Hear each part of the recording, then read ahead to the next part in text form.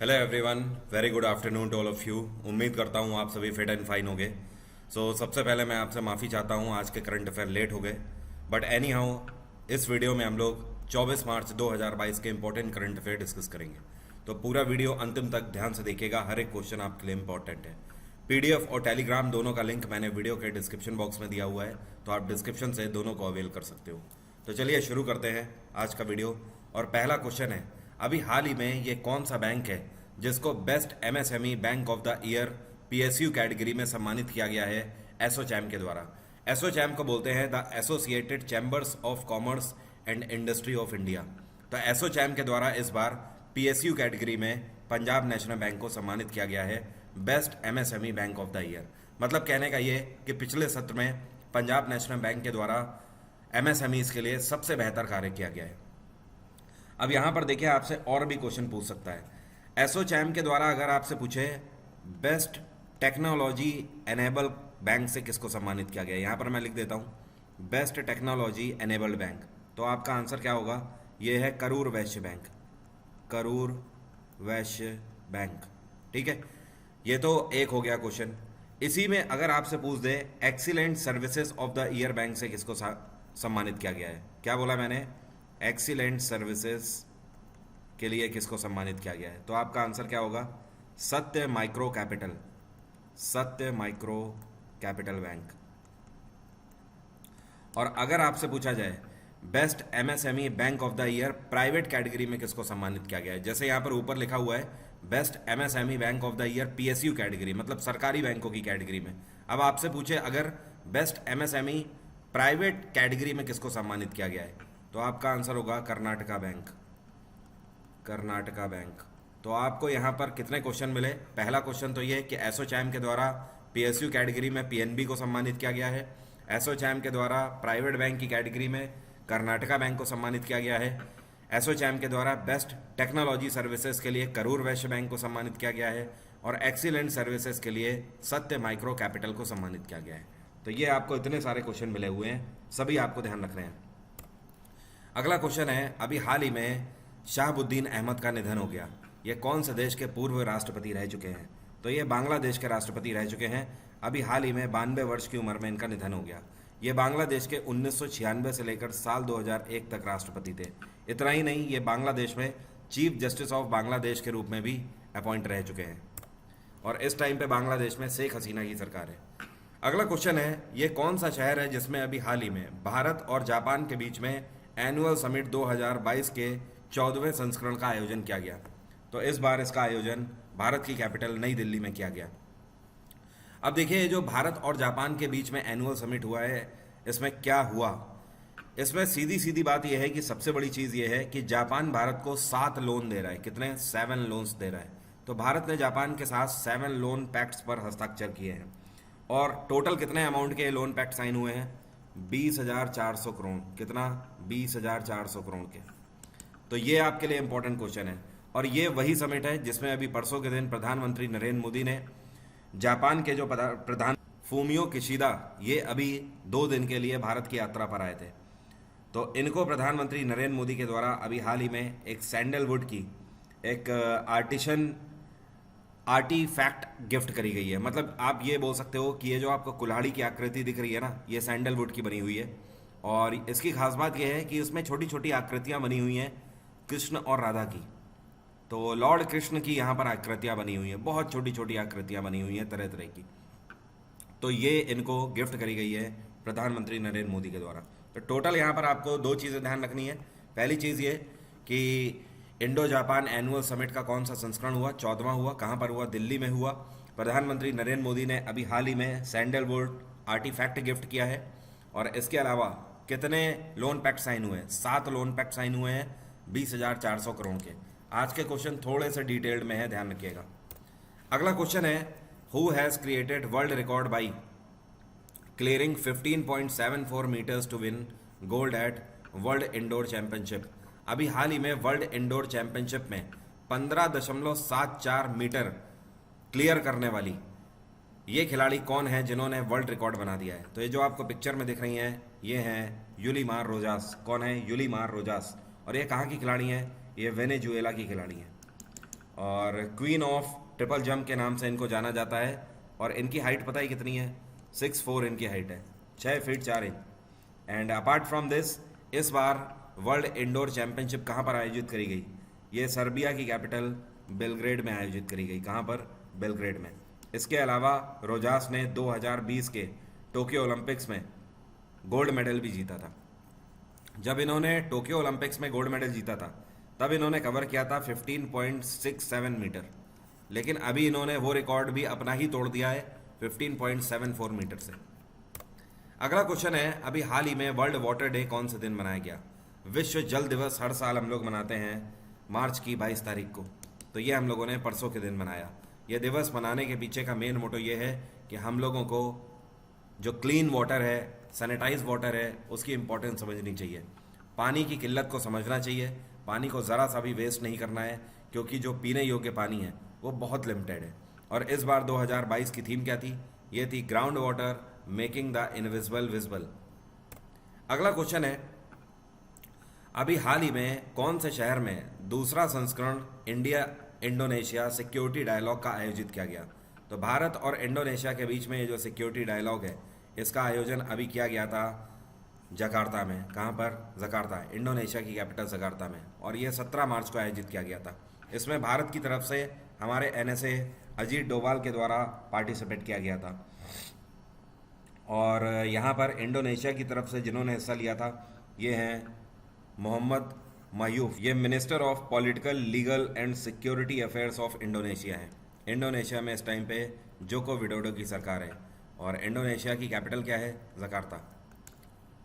अगला क्वेश्चन है, Hindustan aeronautics limited और साथ में सैफ्रॉन हेलीकॉप्टर इंजन्स ने एक पैक्ट साइन किया है, और ये दोनों मिलकर इनमें से कौन से राज्य में हेलीकॉप्टर इंजन्स MRO फैसिलिटी स्थापित करेंगे? तो HAL और सैफ्रॉन हेलीकॉप्टर दोनों मिलकर स्थापित करने जा रहे हैं एक नई यूनिट गोवा के अंदर। और आपको पता है ये नई यूनिट क्या करेगी? ये भारत के अंदर डिफेंस सेक्टर के हमारे जितने भी हेलीकॉप्टर्स हैं उनके इंजन्स को रिपेयर करने का काम करेगी ये यूनिट। और अभी ये यूनिट टारगेट लेकर चल रही है, हर साल कम से कम 50 इंजन रिपेयर किए जाएंगे हेलीकॉप्टर्स के। लेकिन आने वाले टाइम में 2023 तक हमें अचीव करना है कि 150 इंजन पर ईयर रिपेयर हो सके यहाँ पर। और गोवा में इस टाइम पे प्रमोद सावंत की सरकार है, उड़ीसा में नवीन पटनायक की सरकार है, केरल में पिनाराय विजयन की सरकार है, कर्नाटक में बिसावराज बोमई की सरकार है। HAL की स्थापना 1940 में करी गई थी। हेडक्वार्टर है इसका बैंगलोर, और HAL के चेयरपर्सन है R माधवन। कौन है? R माधवन। अगला क्वेश्चन है, who has address the function of the 3rd national youth parliament festival 2022? अभी हाल ही में साल 2022 का राष्ट्रीय युवा संसद महोत्सव आयोजित किया गया। ये इसका तीसरा संस्करण था। तो इसको एड्रेस किया गया किसके द्वारा? इसको एड्रेस किया गया लोकसभा स्पीकर ओम बिरला के द्वारा। और आपको पता है राष्ट्रीय युवा संसद महोत्सव क्यों मनाया जाता है? पूरे भारत भर के युवाओं को जागरूक करने के लिए कि भारत सरकार के द्वारा कई सारी ऐसी मुहिम चलाई जा रही हैं जिसमें एंटरप्रेन्योर्स को बढ़ावा दिया जाता है। बहुत सारे ऐसे युवा हैं जो कि ऑलरेडी खेलो इंडिया प्रोग्राम से जुड़ चुके हैं और अपना जीवन बना चुके हैं। भारत के लिए खेलकर वो भारत को भी सम्मानित और गौरवान्वित कर चुके हैं और खुद का भी करियर बना चुके हैं। तो हमारे युवा को जागृत होने की ज़रूरत है। अगर उनकी कैपेबिलिटी स्पोर्ट्स में है तो स्पोर्ट्स में जाएं, एंटरप्रेन्योरशिप में मन लगता है तो एंटरप्रेन्योरशिप करें। इसकी थीम क्या थी नेशनल यूथ पार्लियामेंट फेस्टिवल की? Be the voice of new India and find solution and contribute to policy. अगला क्वेश्चन है, अभी हाल ही में 23 मार्च को डेथ एनिवर्सरी ऑब्जर्व करी गई। तो इस बार ये कौन से 3 शहीद हैं जिनको हम लोगों ने ट्रिब्यूट दिया या श्रद्धांजलि दी? तो 23 मार्च हम सभी को पता है शहीद दिवस के रूप में जाना जाता है, और इसी को सर्वोदय दिवस के रूप में भी जानते हैं। क्या बोलते हैं? सर्वोदय दिवस। तो ये हम लोग 23 मार्च को मनाते हैं क्योंकि भगत सिंह, सुखदेव और राजगुरु तीनों को यहाँ पर फांसी दी गई थी लाहौर जेल के अंदर ब्रिटिश हुकूमत के द्वारा। और जो 30 जनवरी है इसको भी मार्टियर्स डे के रूप में मनाया जाता है क्योंकि इस दिन महात्मा गांधी का असैसिनेशन हुआ था। अगला क्वेश्चन है, in which city 3rd edition of India Uzbekistan joint training exercise जिसका नाम है डस्ट लेक, इसका शुभारंभ हुआ? तो ये कौन सा शहर है? तो इस बार इस शहर का नाम है यांग्यारिक। क्या नाम है? यांग्यारिक। यांग्यारिक कहाँ पड़ता है? ये उज्बेकिस्तान में ही पड़ता है। तो भारत और उज्बेकिस्तान के बीच में एक मिलिट्री एक्सरसाइज अभी हाल ही में शुरू करी गई है, जिसका तीसरा संस्करण आयोजित किया जा रहा है यांग्यारिक में। और इसका मेन मोटो क्या है? इसका मेन मोटो है enhancing the understanding and cooperation of each other. एक दूसरे की आर्मी के साथ कोऑर्डिनेशन और कोऑपरेशन के साथ आगे आने वाले टाइम में काउंटर टेररिज्म जैसे ऑपरेशंस को लीड करना। And can you please tell me what is the capital of Uzbekistan? इसकी कैपिटल है ताशकंद। क्या है? ताशकंद। यहाँ पर करेंसी क्या चलती है? यहाँ पर सोम चलता है। और उज्बेकिस्तान में इस टाइम पे सरकार किसकी चल रही है? यहाँ पे जो राष्ट्रपति हैं इनका नाम है शावकात, ऐसे आप लिखोगे, Shavkat Mirziyoyev, Mirziyoyev. Global house price index Q4 2021 release किया गया है नाइट फ्रैंक के द्वारा। इसमें भारत ने कौन सी रैंक सिक्योर करी है? भारत ने इस बार 51वीं रैंक इसमें सिक्योर करी है। और इसका मेन मोटो पता है क्या है? ये जो इंडेक्स है क्यों जारी किया जाता है?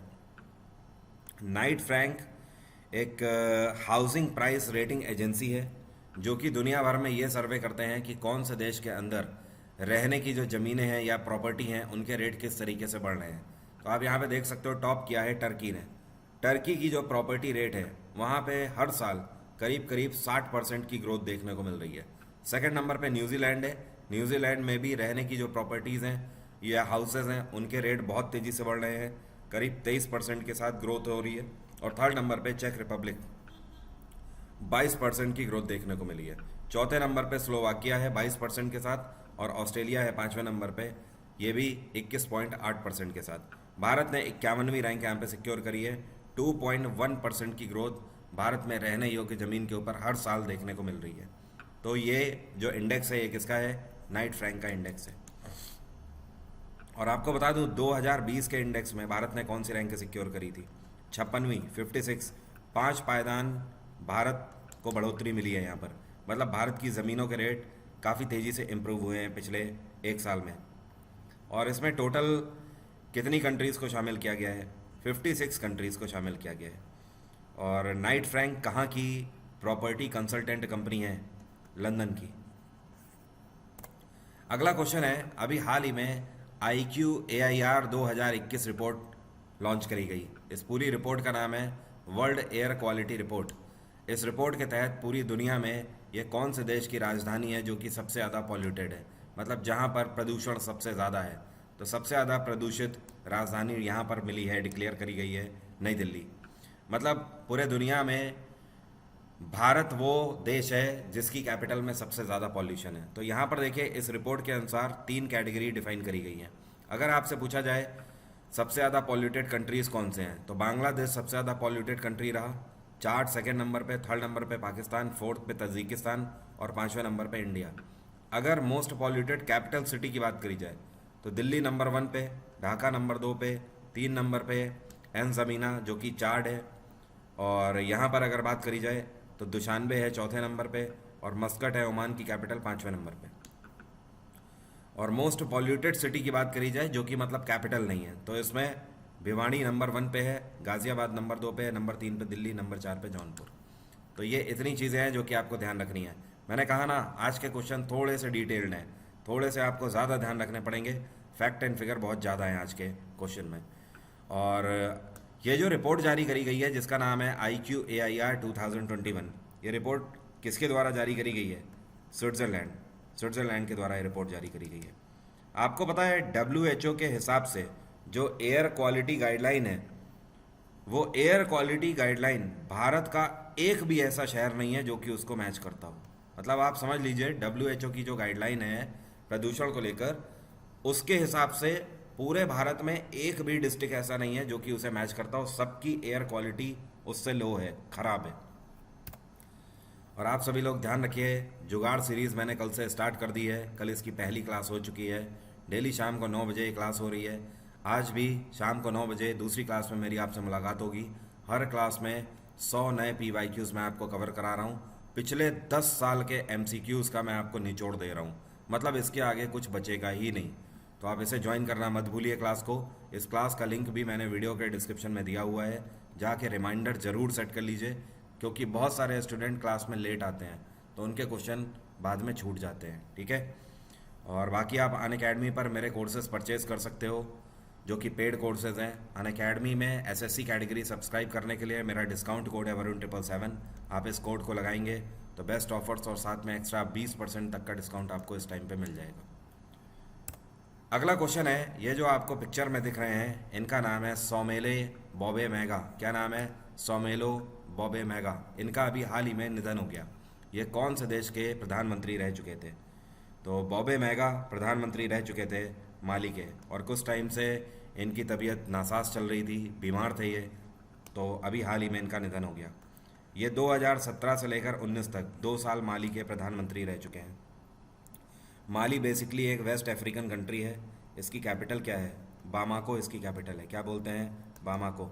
यहाँ पर करेंसी चलती है फ्रैंक। नाइजीरिया की कैपिटल है अबूजा। इजिप्ट की कैपिटल है कायरो। इथोपिया की कैपिटल है अदिस अबाबा। अगला क्वेश्चन है, अभी हाल ही में जो आपको पिक्चर में दिख रहे हैं ये हैं पुष्कर सिंह धामी। इन्होंने कौन से राज्य के 11वें मुख्यमंत्री के रूप में शपथ ग्रहण करी है? तो उत्तराखंड में एक बार फिर से सरकार बना ली है पुष्कर सिंह धामी ने। कौन सी पार्टी से हैं? बीजेपी से हैं। तो ये 11वें मुख्यमंत्री बन गए हैं अभी हाल ही में। और उद्धव ठाकरे जब मुख्यमंत्री बने थे महाराष्ट्र के, तो उद्धव ठाकरे कौन से मुख्यमंत्री हैं महाराष्ट्र के? ध्यान रखिएगा, 19वें मुख्यमंत्री हैं, 19th। और अभी हाल ही में मैंने आपको ये भी बताया था कल के वीडियो में, मणिपुर में एक बार फिर से बीरेंद्र सिंह ने भी सरकार बना ली है। ये उनका दूसरा कार्यकाल है। उसी तरीके से पुष्कर सिंह धामी का भी ये दूसरा कार्यकाल है। भले ही पहला कार्यकाल इनका 5 साल का नहीं रहा, लेकिन अगर देखा जाए तो अल्टीमेटली ये दूसरा ही कार्यकाल है। अगला क्वेश्चन है, who has become the youngest and fastest female swimmer in the world to swim across the Palk strait? Palk strait को क्रॉस करने वाली दुनिया की सबसे कम उम्र की और सबसे तेज महिला तैराक ये कौन है जिन्होंने वर्ल्ड रिकॉर्ड बना दिया है? तो ये जो आपको पिक्चर में दिख रही हैं ये हैं जिया राय। क्या नाम है? जिया राय। और बेसिकली इनके पिता इंडियन नेवी में हैं, उनकी ये डॉटर है। तो कहने का मतलब ये है कि इनमें जो ये गुण हैं अपने पिता से ही कहीं ना कहीं डिराइव्ड हैं। और ये यंगेस्ट और फास्टेस्ट इसलिए हैं, पहले तो आप समझ लो पाल्क स्ट्रेट है क्या। आप ऐसे समझो, ये है भारत का दक्षिणी हिस्सा और इसमें यहाँ पर ये आपको श्रीलंका दिखता है, ठीक है। श्रीलंका से जुड़ा हुआ ये यहाँ पर मन्नार की खाड़ी है। तो ये वाला जो पॉइंट है इससे यहाँ तक, ये पर्टिकुलर जो पॉइंट है, तो ये पॉइंट दुनिया के सबसे कठिन स्ट्रेट्स में से एक है। तो इसमें 29 किलोमीटर इन्होंने तैर के पूरा किया है। 29 किलोमीटर की इन्होंने तैराकी, कितनी देर इन्होंने तैराकी करके इस पूरे पाल्क स्ट्रेट को कवर किया है। और इससे पहले साल 2004 में बुला चौधरी ने भी एक कारनामा किया था। उन्होंने 13 घंटे 52 मिनट लिए थे। उनकी उम्र 32 साल थी, लेकिन इनकी उम्र सिर्फ और सिर्फ 13 साल 10 महीने। तो मतलब इनकी एज भी 13 ईयर 10 मंथ है और इन्होंने 13 घंटे 10 मिनट का टाइम भी लिया है इसको पार करने में। और ये कहाँ से कहाँ तक इन्होंने पार किया है? श्रीलंका के तलाई मन्नार से भारत में तमिलनाडु के धनुषकोडी का इन्होंने कवर किया है। तो उम्मीद करता हूँ सभी क्वेश्चन आपको क्लियर हो गए होंगे। फर्दर कोई भी डाउट है तो आप मुझसे कमेंट बॉक्स में पूछ सकते हो। एक और फैक्ट आपको बता देता हूँ, जो जिया राय हैं इनको प्रधानमंत्री राष्ट्रीय बाल पुरस्कार 2022 से भी सम्मानित किया गया है, ठीक है। और आपको पता है भारत के अंदर 18 वर्ष से कम के जो लोग होते हैं उनके लिए हाईएस्ट सिविलियन अवार्ड कहा जाता है प्रधानमंत्री राष्ट्रीय बाल पुरस्कार को, तो उसके लिए भी ये सम्मानित करी जा चुकी हैं। तो अभी की बात यहीं तक रहेगी। Bye bye, take care, have a nice day. आपका दिन मंगलमय हो। आज रात में 9 बजे मिलते हैं जुगाड़ सीरीज़ में।